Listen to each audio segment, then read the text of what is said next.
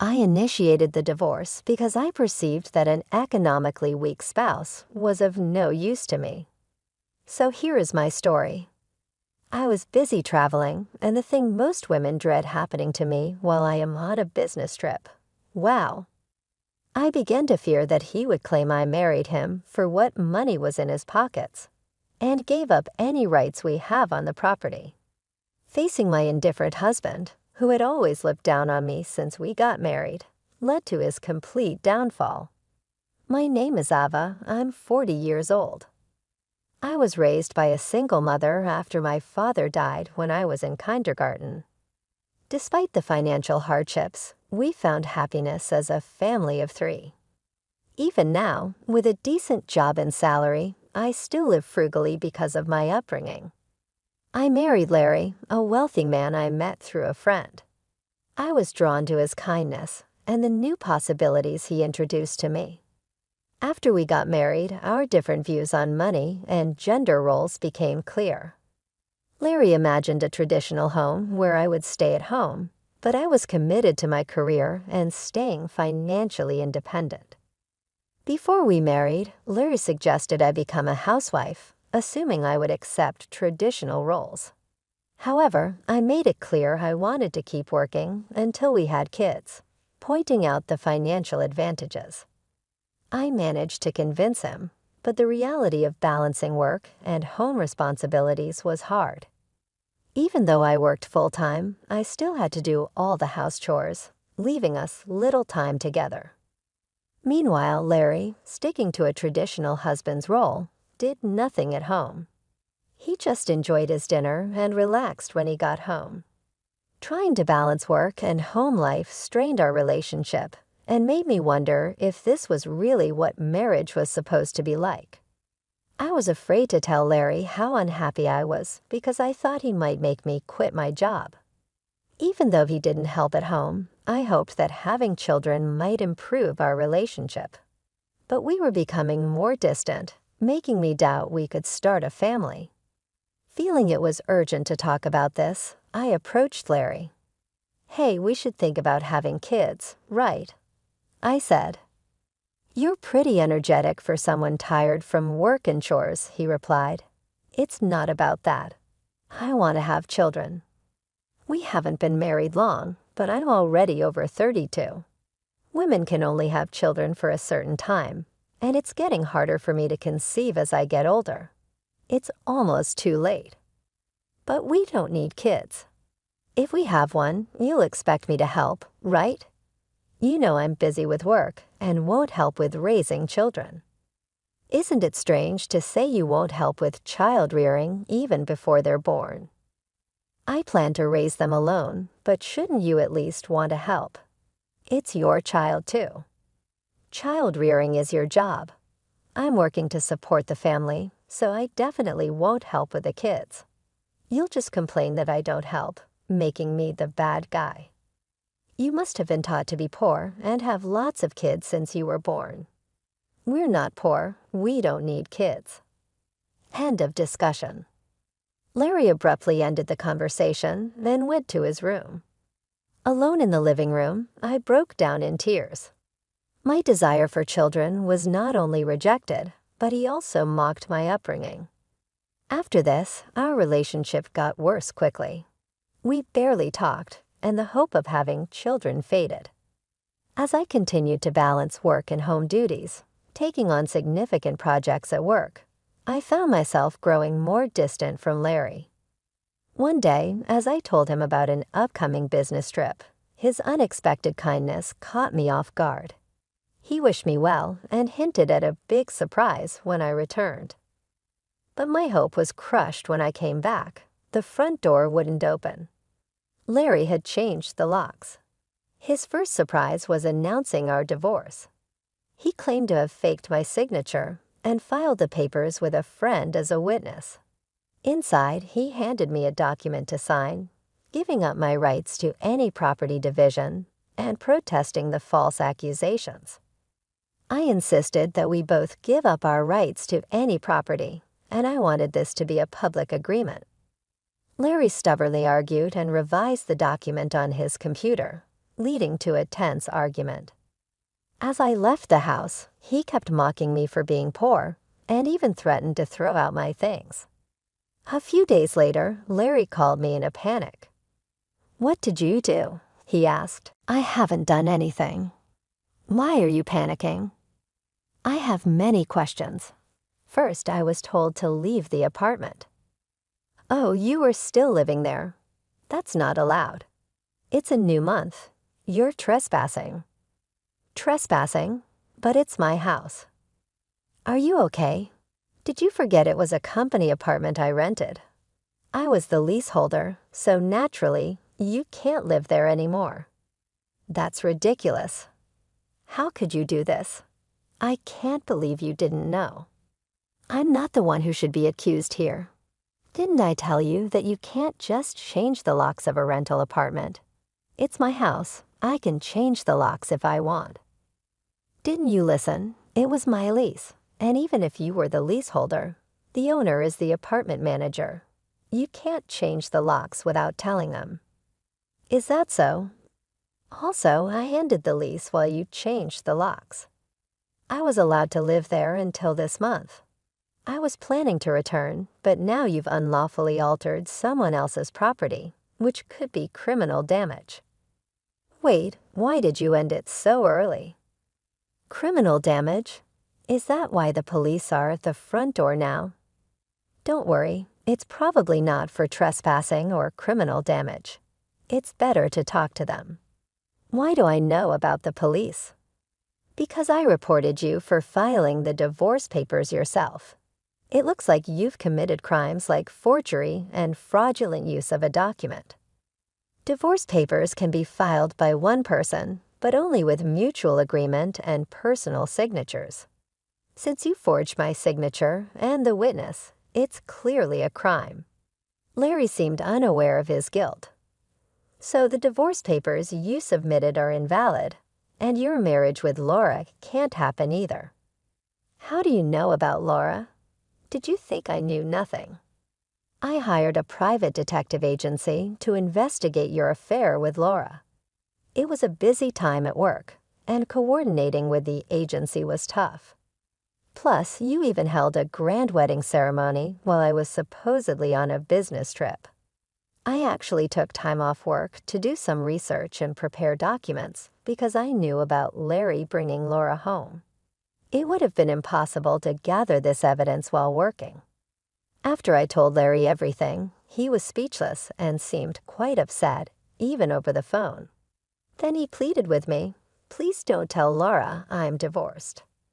"Why would I? There's no such fact to tell, really." "Thank you. Are you misunderstanding something? When did you become divorced? That fake divorce paper is invalid.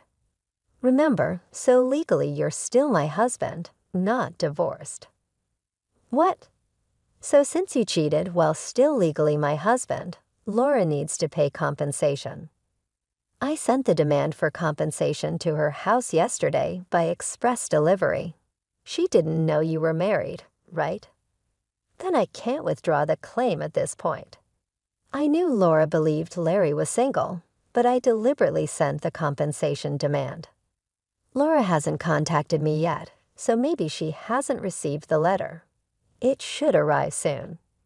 Should you be on the phone with me when you also have to deal with the police?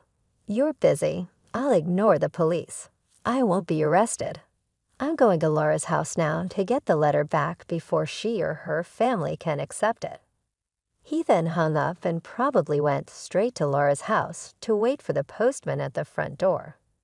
I knew it would be futile because the letter was sent as registered mail to Laura only. A few hours later, a disheartened Larry called me. According to him, there was an incident when the postman arrived. "Finally, I'll take that envelope." "Who are you?" "You don't live here, right?" "I'm practically a resident here since I'm married. I have the right to receive the mail." "I see, but I can't give you this envelope. It's registered mail for Laura only." "What? Give it to me." "Absolutely not. If you're so eager, ask Laura for permission." What's going on here? Oh, Larry, what's all this noise? Laura, this is registered mail for you. This man insisted on taking it. Sorry for the disturbance. What's this? A demand for compensation, Larry. You were married. What's going on here? Sorry, it's just, she's an ex-wife from a long time ago. I was embarrassed to say, I'm divorced. I'm sorry for keeping it a secret. But isn't it strange? We haven't been dating long, and suddenly there's a demand for compensation. If you were divorced before we started dating, there shouldn't be any problem, right? Well, my ex-wife is crazy. Maybe she's demanding compensation out of spite because I got married. That was the excuse he gave, but his lie was soon exposed. The envelope included a letter I wrote along with my contact information. So Laura called me directly. During that call, I told her about the affair, the invalid divorce, and that they had a wedding ceremony while he was still married to me. Although they had a wedding ceremony, they hadn't submitted the marriage registration yet. Larry wanted to submit it on April Fool's Day, so it was still pending.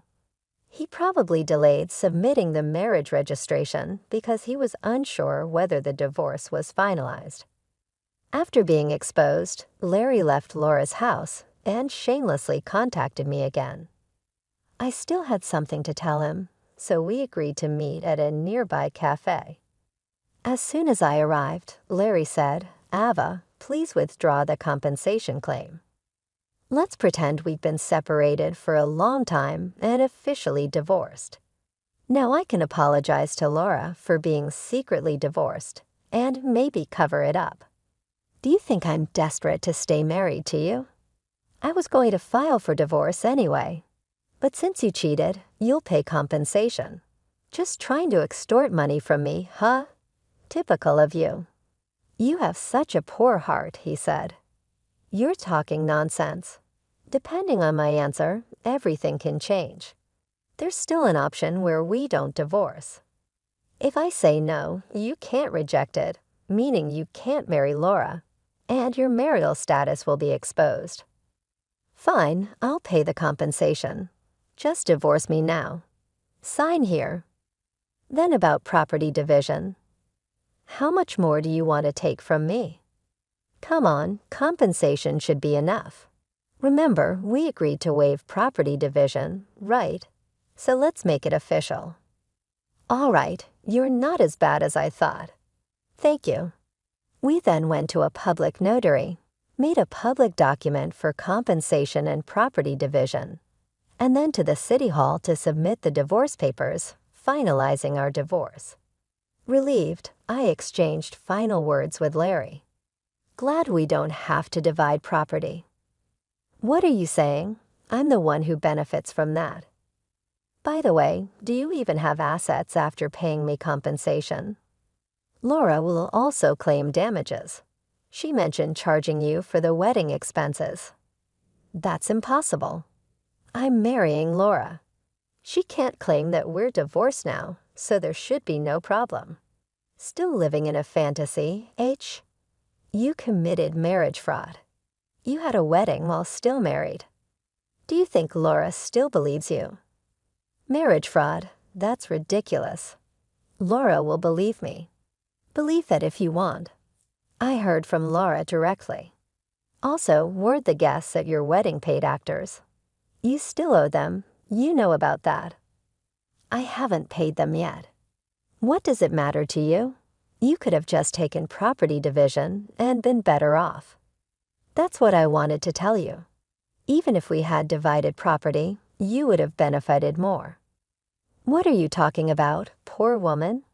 Your family is poor, and you only make $230,000 a year, right? Even if you got a raise, it would be barely $30,000. You don't have any property. You keep calling me poor, so I thought you might be mistaken. Yes, my salary is indeed $145,000, but you know I work for a foreign company, right? It seems you have no interest in me, but I became a director of an American brand. It's not $145,000 per year, but per month. $170,000 per month. So that's an annual income of $2.5 million. You're still bad with numbers. How do you manage to keep a job? It's $2.5 million a year. $2.5 million? That can't be true. Of course, I haven't had the chance to spend such an amount, so I've been saving it for the future. The savings from before our marriage aren't part of the property division, but there's still a considerable amount since our marriage. So I could have received half of that in the property division. You are my wife, after all. I'll get the divorce papers corrected. Are you okay after all the contempt? You think I'd gladly undo the divorce? If you have that much money, you don't need to claim compensation, right? It's just a small amount for you. I'll laugh at 1 cent, will weep for 1 cent. This compensation is for the mental anguish you caused me. I'd like to claim more honestly, and since we've made it official, make sure to pay it in installments. I'll be penniless. Also, don't go back to that apartment. Your belongings should have been moved to your parents' house by now. You thought I had few belongings, but that was because I had already moved. Most of them were indifferent to me. I could have so little, so I have to go back to my parents' house. They don't know anything yet. Let me explain. Don't say anything. I already told them everything. It's only fair to explain why we're divorcing. Oh, and your father said never to step over our threshold again. So I have nowhere to go. He collapsed and I left the cafe. Later, I heard he caused trouble at the police station. Despite my advice, he went back to the apartment. He just sat there aimlessly in the empty apartment until the manager called the police, and he was taken away. I'm not sure if it was for obstructing public duties, trespassing, or the falsified divorce papers. Eventually, his parents took responsibility for him after talking with me and learning about Laura. They decided that apologizing and paying damages to Laura's family came first. They went to Laura's house to apologize, kneeling in front of her family. They settled everything without pressing charges for marriage fraud, even paying for the wedding expenses. I had expected them to sue, so it was disappointing they didn't. I decided to pursue legal action against him for forging the divorce papers. Larry offered a settlement, but I didn't withdraw the lawsuit. I didn't want him to think everything could be solved with money. I wanted him to be convicted and understand the gravity of his actions. Even if it cost time and money, I left everything to my lawyer, so it wasn't too burdensome for me. Even though it took time, Larry was exposed for his actions and the marriage fraud. He couldn't stay at his company anymore after being detained by the police and subsequently absent without leave. He was eventually fired. He ended up living at his parents' home, working all day at a relative's construction company. His father took all his earnings, leaving him with no income. I thought his parents wouldn't abandon him, but they were stricter than I expected. They paid my compensation and Laura's compensation, planning to make him work hard until he repaid everything. He lived in a shed-like place with no electricity, receiving only $10 per day for food, deducted from his salary. They planned to kick him out once he'd repaid everything. A harsh fate after years of hard work. I was offered a position at the head office abroad, so I moved overseas after the divorce was finalized. I worried that Larry might come to me for help or harbor resentment, but moving abroad alleviated those concerns. Initially, I thought work would be my sole companion for a while, but life took an unexpected turn. I soon found myself in a new relationship. I am now dating a foreign executive at our head office. Things have progressed quickly, and I'm pregnant with plans to marry soon. I shared everything about my past and my ex-husband with him, and he's been incredibly understanding and supportive. We've discussed our future together in depth. I'll be taking maternity leave soon, and we've planned for me to return to work afterward. He's enthusiastic about taking paternity leave and embracing the role of an active co-parent, which showcases a refreshing cultural perspective compared to what I experienced previously. My past experiences with my ex-husband were challenging, but now I finally feel like I'm on the path to true happiness. I am gaining confidence each day and moving closer to building the happy family I've always dreamed of. The journey here taught me a lot about resilience and the complexity of relationships. Many people endure suffering due to selfish partners, and while divorce isn't always the preferred solution, enduring in silence is certainly not a virtue. It's crucial to recognize that open and honest discussions can pave the way to meaningful resolutions. In some cases, divorce turns out to be a necessary decision for personal growth and well-being. This chapter of my life has reinforced that belief, helping me move forward with a new sense of purpose and hope for the future.